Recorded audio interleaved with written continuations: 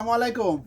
করিম বস্ত্রালয় থেকে কি নিয়ে এসেছি আপনারা তো দেখতেই পাচ্ছেন। এই যে কি সুন্দর সুন্দর যে থ্রি পিস আপুদের, এই যে 2026 সালের যে ঈদ উল ফিতর উপলক্ষে আসলে আমরা বিভিন্ন ধরনের কালেকশন করছি। এগুলা একদম নিউ শেপের থ্রি পিস।